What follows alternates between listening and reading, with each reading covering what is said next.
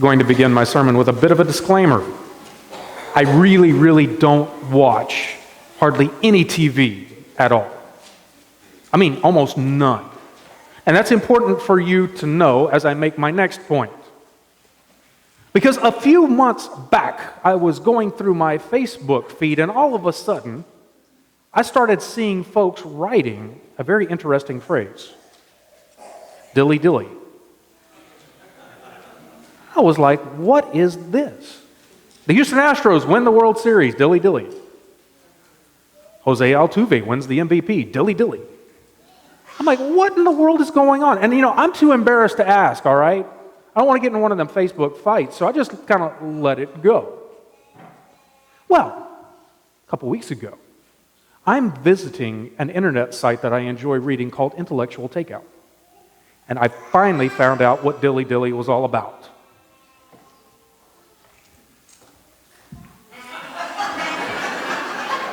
Don't worry, it's empty. And I poured it out for the birds to enjoy. Maybe. But there was a headline on this blog, and it said, Bud Light's Dilly Dilly commercial is ingenious. And so I was like, wow, this is interesting. Okay, now I finally am putting a thing together with Dilly Dilly because I don't watch TV. So it's a commercial. And fortunately for me, on that website, there was a link to the YouTube station showing me the commercial. So I finally got to see it. Now, how many of you have seen Bud Light's Dilly Dilly commercial? Show of hands real quick. Some of you. Okay, great. I'm glad some of you have. But for those of you who are like me and had absolutely no clue, let me run through it for you just a little bit. You see, the commercial begins in a medieval castle. And there's a banquet going on. And there are people coming up to give homage to the king and bring him gifts. And the first person goes up and puts a 6-pack of Bud Light in front of the king. And the king says, Sir Jeremy, you are a true friend of the crown, picks up his bottle and says, Dilly Dilly. And everybody else in the banquet hall picks up their bottle of beer and says, Dilly Dilly. Some of you know it. The next person in line is a lady who has a 20-pack of Bud Light. She places it in front of the king, and the king says, Lady Susan, you are an even truer friend of the crown, Dilly Dilly. And everybody says, Dilly Dilly. Then the next guy in line is a very different character. He's kind of these interesting people. And he comes up, and he puts this green bottle with this kind of homemade cap on top. And the music stops. And the king looks at him and says, what is this? And the guy is with kind of great flair. He looks at the king and says, this is this spiced honey mead wine that I have really been into lately. And he kind of grins at the king and says, so, Dilly Dilly? And the king says, Sir, let me introduce you to Sir Brad, who is going to give you a tour of the pit of misery. And the guy goes, say what? And before anything else can go transpire, one of the party guests raises his bottle of Bud Light and says, pit of misery, Dilly Dilly. And everybody else says, Dilly Dilly. And then it cuts away and it shows the advertisement for Bud Light at that time.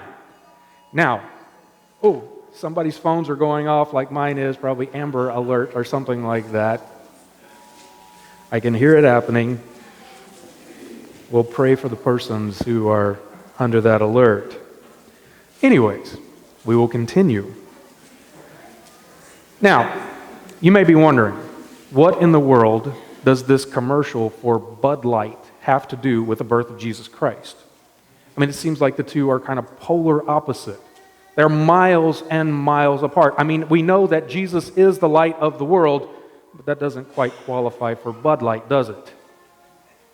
So what does the two have to do together? Well, let me read to you really quickly a couple of paragraphs from this blog of how this person ties some things together and what he says is going on in this commercial. The writer writes this, when I first saw this commercial, I laughed so hard to the point of nearly crying. This one ad brilliantly calls out the snobbery of craft brew culture and all the pomp that goes with it. Nowhere does it make a direct pitch for Bud Light. It just says exactly what we think but never say. Bud Light's a people's beer. And that's just fine because now the people rule. So embedded in this commercial is a bit of the story that no longer would the elite of the past determine the taste of the kingdom and the way resources would be used. There would be mass production for the masses of people. It was a revolution in history and one that would never stop.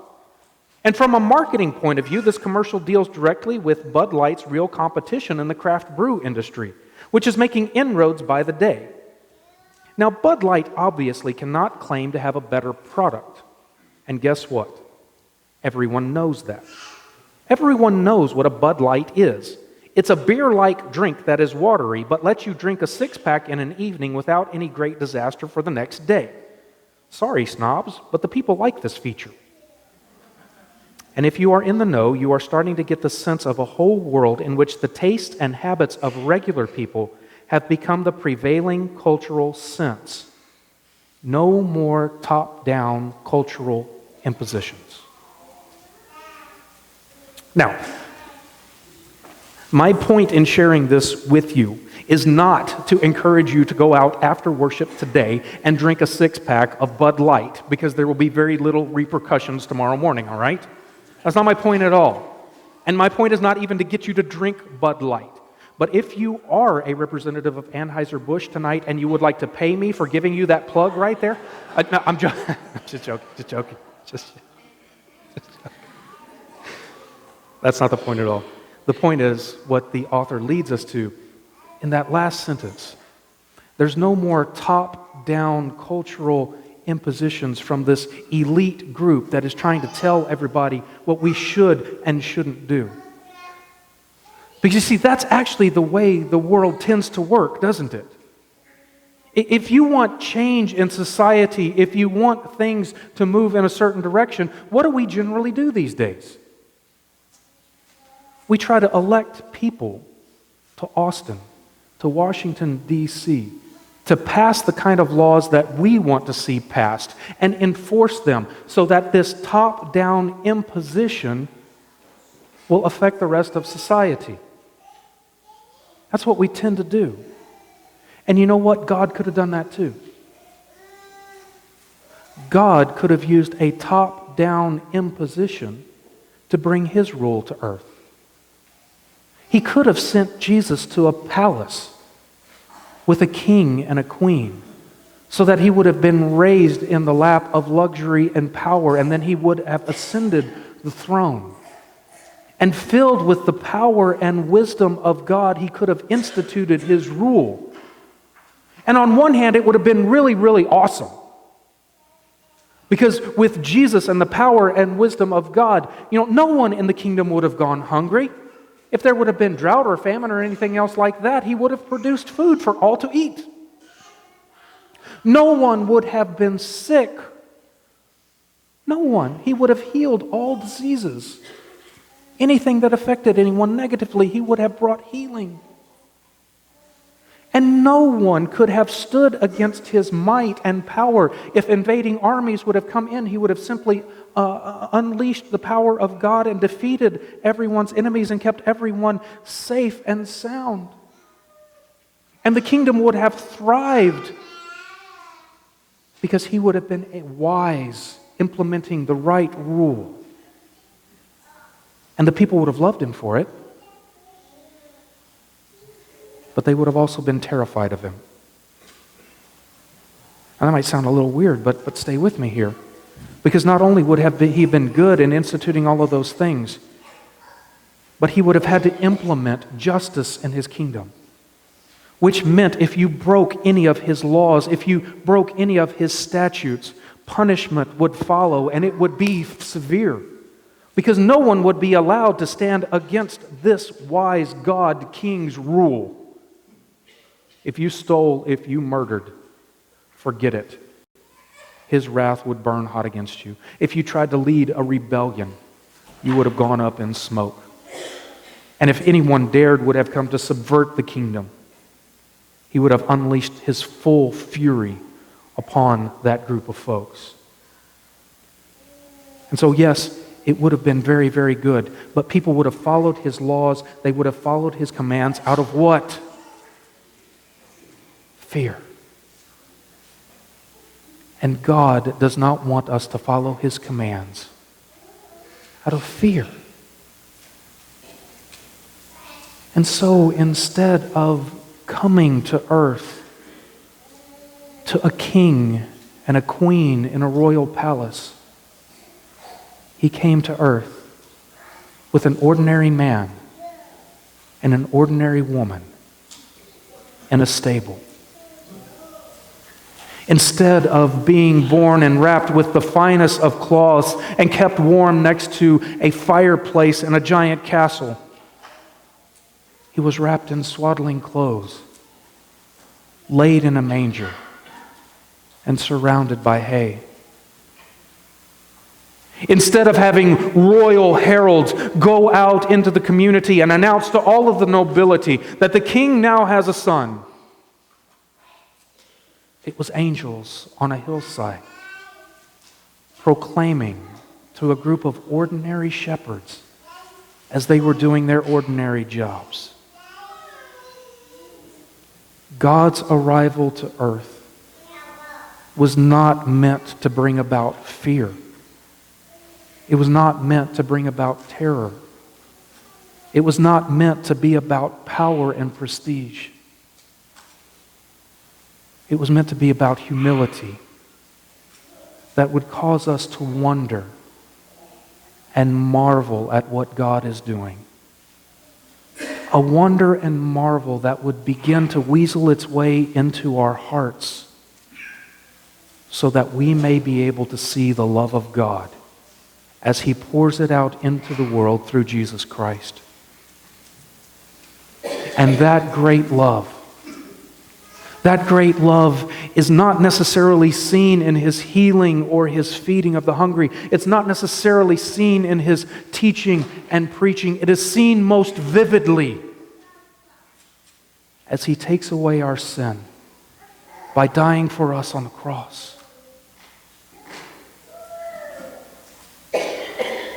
For we know that we don't follow the commands of God.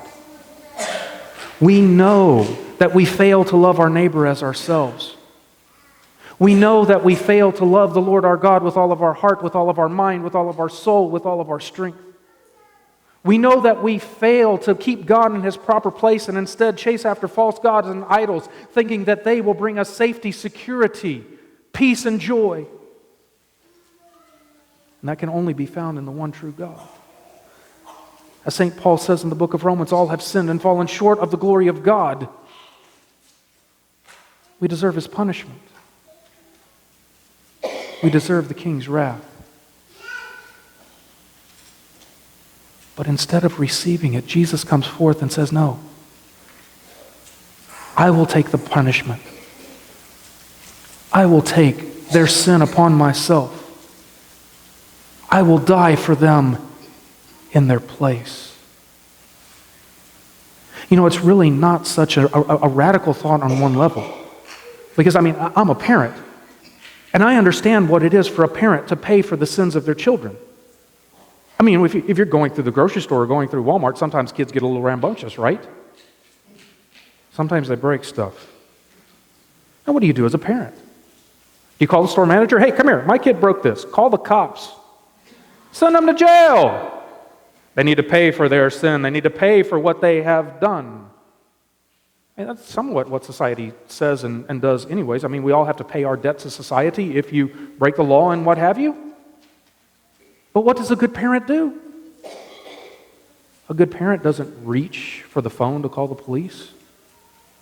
He or she reaches for her wallet, his wallet, pays for the item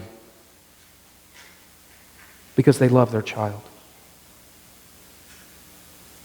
And so the question then becomes, what does the child do next? Does he or she realize what their parents have done in paying for them and keeping them out of trouble? And do they then change their reckless ways, or do they continue to do the same things over and over and over again? Oh, my brothers and sisters, that's a question for us. For if we come to understand what Jesus has done for us on the cross, if we understand that we should be the ones hanging there, if we understand that he has taken our place, our hearts melt. Our hearts melt in love for the God who was willing to die for us, the God who was willing to take our place, the God who was willing to love us with an amazing love, the God who does not come to sit on a throne and lord it over us, but instead comes to be enthroned in our hearts with a love that brings us all the peace, love, joy, and hope that we could ever ask for. And that love begins to find itself and make itself manifest to us tonight in the stable in Bethlehem as we celebrate the arrival of the King of Kings and Lord of Lords, the one who will take sin upon himself and set us free. It's a love and a grace that is not just for the elite, but it's for all people, for king and shepherd, for rich, for poor, for Republican, for Democrat, for liberal, for conservative, for craft brew drinkers, for Bud Light drinkers. It's a love for you and for me. God's love poured into our hearts through the grace that he gives to the entire world. May you know that love. May you know that grace. May you know that peace this night and every night. And at this time, I'm really tempted to raise that bottle and say, "Dilly Dilly," one more time. But instead, I will say, "Merry Christmas. Amen."